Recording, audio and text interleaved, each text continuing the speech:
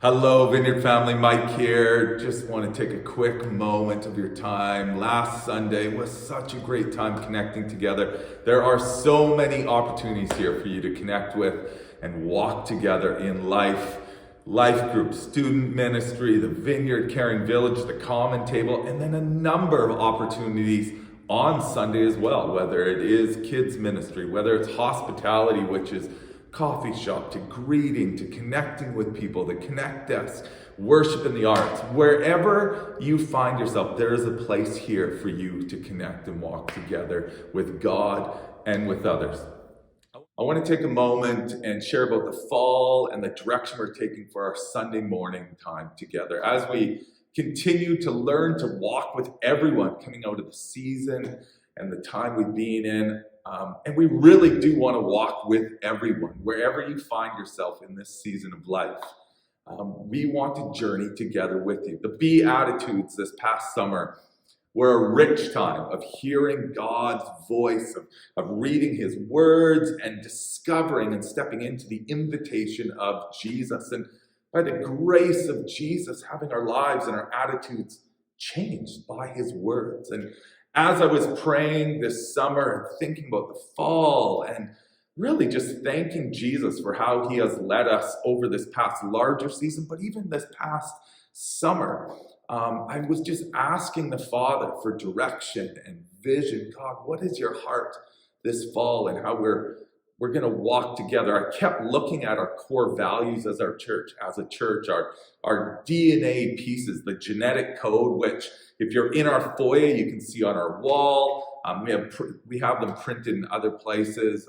It's the Bible being taught as a standard for living. It's evidence of working with the poor and those in need and connecting with other churches in our community and praying for physical healing and just a whole pile of DNA pieces. That is us. And I was like, God, what are you saying around those pieces? I found myself also just listening to Jesus, listening to the Father, and I kept landing back as I sensed what God was saying back in the red letters, as it is, the red words of Jesus in the gospel. And so this fall, starting this Sunday and for 7 weeks, so there's 7 weeks minus a couple Sundays off, we are going to be stepping into a series called The Red Letters, where we're just going to engage with the words of Jesus. And as we read the Gospels, it's pretty amazing some of the things we see in there.